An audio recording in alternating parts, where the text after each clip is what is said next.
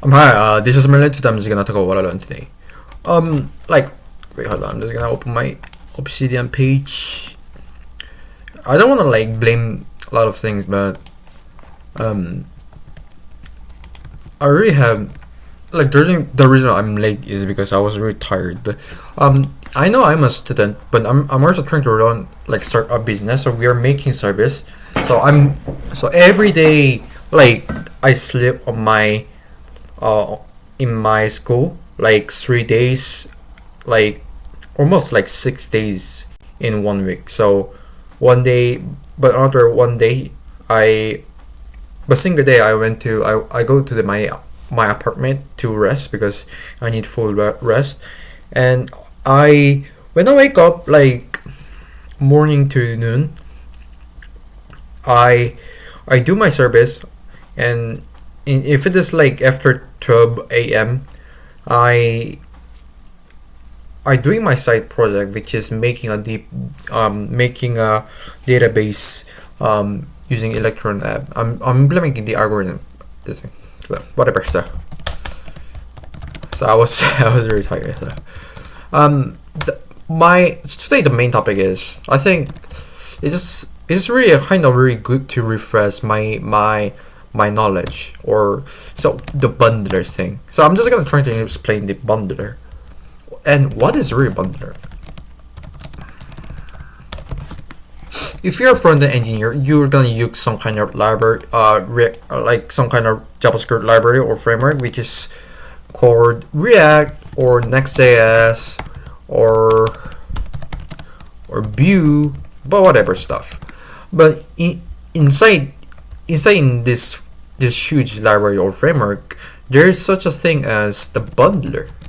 So what do we need such as bundler? Why don't we just make just React and Next.js just deploy on just using into browser? And what I believe of this React is React is like there's bunch of things. There's a virtual DOM, but I think also the the hooks of the React. But I think the bundler is also the core thing. It's not really the thing in the React. It's just the common core thing between your JavaScript framework or library. To understand bundler, you have to understand the steps, which is collection. The first thing of the bundler is collection. Second thing is make dependency graph, construct dependency graph, and also the third is transpilation, and fourth it is optimization.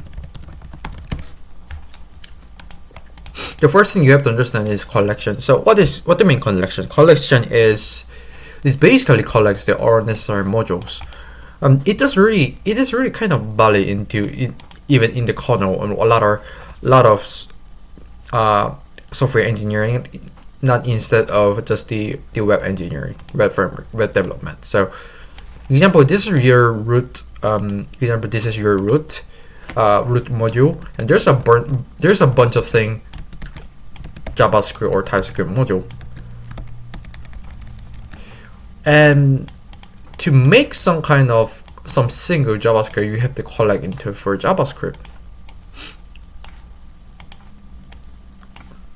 or whatever. So, and the reason why you have to make some kind of into bundler, the reason why you have to make collection, you have to collect all the necessary module is because you have to construct dependency graph. And based on dependency graph, you're able to make some kind of JavaScript. Example, you have the fancy robot, and your root is example, your brain is your root. You have to make a dependency graph of like arm and the shoulder, whatever thing. And based on that, you can do a lot of things. Example, transpilation. Transpilation is just changing your TypeScript TSX code into JavaScript because the browser can understand JavaScript. There's a lot of things on the transpilation. Also, if you use like modern ES6 syntax, some of the browsers cannot understand example, and also the if the perspective of SEO, the Google's search engine. Google search engine is kind of old, so you have to like fit into lower the version of the JavaScript. That is what Transpiler also do. It just transpiles it. And also the next thing, it using the transpilation, it uses Babel library for that. So the next thing is optimization. But why do we need optimization for that? Some of the modules, for example, you have a rocket in your robot, but this rocket is not being used in your robot, so you have to some kind of delete it automatically. So that's how optimization is do. It just creates the it just not only that, it just check the dead code, and it is called dead code elimination, and next what else, dead code elimination or tree shaking is the same thing. And if it's not being, if the module is not being used, you're just gonna delete it with if not using. And also what else, I think there's more, and also minification. So what the, and minification, many people use Cursor for it. So minification means that you have, for example, you wanna this example const name equals to Merlin. If you have this kind of code, minification is the one who strings the necessary string of it.